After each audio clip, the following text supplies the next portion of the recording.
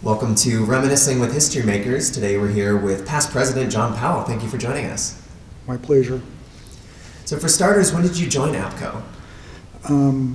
1971. And could you describe your agency, position, and brief responsibilities there? At the time I started, I was a pretty fresh sergeant with the University of California at Berkeley.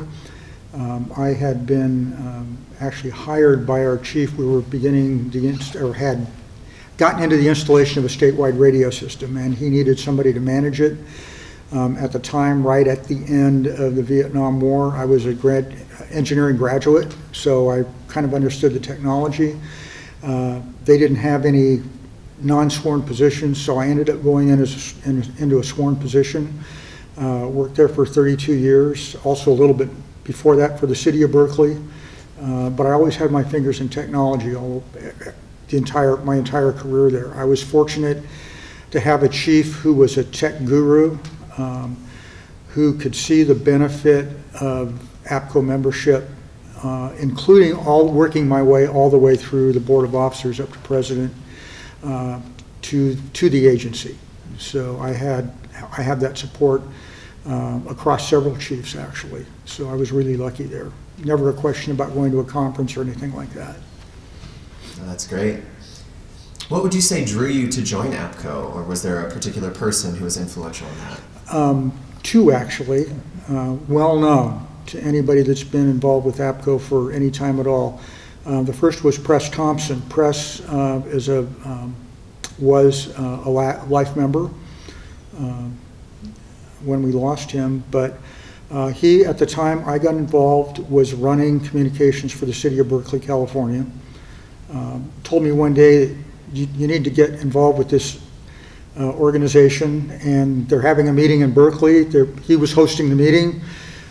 He took me to the meeting, and the very first person I met walking into the meeting was a gentleman by the name of Art McDowell, who is probably considered to be Mr. APCO if there ever was one. Neither of them, unfortunately, are any longer with us, but if you look at APCO's history, they are sprinkled all through it. Can you describe your APCO activities at the state chapter and national level during your tenure?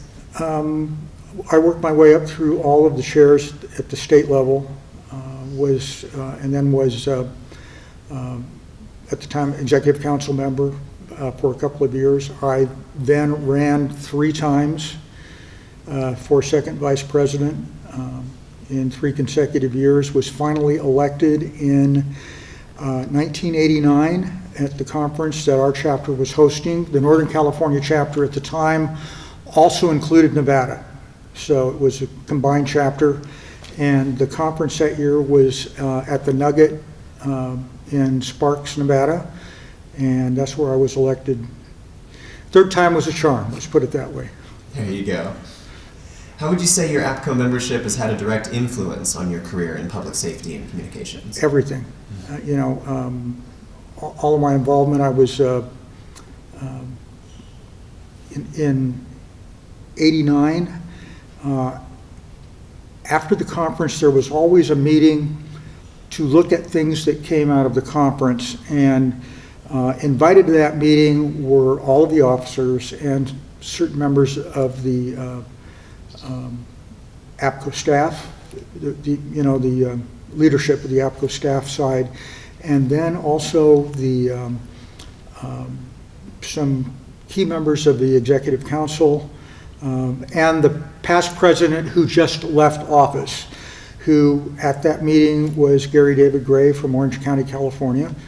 And Gary brought to our attention that we were really at a crossroads of technology, and that is that the FCC had just released a notice of inquiry on what was the future role of digital going to be in communications, particularly focusing on public safety.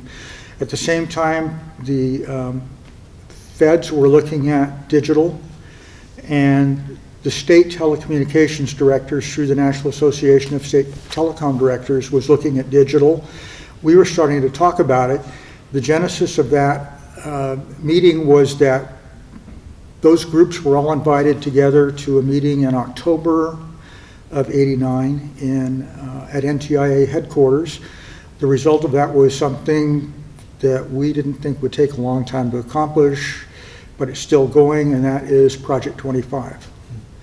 So the entire world of digital in the LMR industry for public safety started at the time I started on the board. I stuck with that for 25 years. I was actually 26 years. I left last year when John, I was replaced. So that was a very interesting, especially considering my background in technology, it was a really interesting. So that has always been there all the way through, but tons of other projects from PISWAC to NIPSTIC, all into all various factions of things I was involved in, mainly in interoperability. I've been what was I now, 55-year volunteer with the State of California Office of Emergency Services. Even though I don't live in California anymore, I'm close, which is, you know, it's like close with hand grenades. You can't get out of it. So that has been really focused on interoperability. I chaired NIPSTIC's interoperability committee. I chaired the interoperability subcommittee for PISWAC. So in addition to P25, that's probably the most stuff I was involved in, but that all was a result of involvement in APCO. What would you say you like most about APCO as an organization? The people. I left the University of California in 2002, went to work with the Department of Homeland Security, and I was doing training all over the country. And I would walk into any meeting anywhere, I don't care where it was, whether it was in Guam or whether it was in New York, Florida, and I knew half the people in the room from APCO. So it made that transition really easy, you know, when you can go in and you know people everywhere. Oh, that's great. By comparison, what would you say APCO does better than anyone else? Well, certainly at the time I got started, everybody in public safety looked to us for leadership in anything technical, especially communications for sure, but anything else technical too. It was, you know, the door always got knocked on. Is there anything you think APCO needs to do to move forward or stay current in the industry? I'm concerned, and you may have heard this from other past presidents that have a technical background, that we are starting to lose that technical focus, and it's a partnership. And, you know, I mean, no dispatcher is any good if their radios don't work. So, and there's a real benefit there too, because you can do your job as a dispatcher or communicator in the broader field a lot better if you understand the technology and how the equipment that you're using works and what some of the warning lights, for example, that come on might mean. And you know, if you've got a failure of a major component of your system and you can kind of give the techs a heads up on their way in, you're a mile ahead in getting that problem resolved. Yeah, no kidding. Well, lastly, what stands out to you as a significant contribution during your time in office? Project 25 for sure. You know, getting that off. As I said, we thought it was going to be a 3 or 4 year project when we started it, and it's still developing. And there's a saying that finished standards is a dead standard. So I don't see that standard is ever going to be finished. It's going to keep moving forward. There's challenges now that, you know, the integration with broadband, with FirstNet, all that kind of stuff is going on. But really another challenge that we had at the time I was coming in as president was a leadership change with the executive director who had been there forever, Bob Tall. And Bob left and we had to replace that. It was very controversial because the the candidate, and we got to interview all the candidates, and there were some good candidates, but the outstanding candidate happened to be a past president. And that did not sit well with some people, as you can imagine, on the executive council in particular. And so there were a lot of challenges there. I think in the end, it probably was a good selection. I mean, it certainly carried us forward.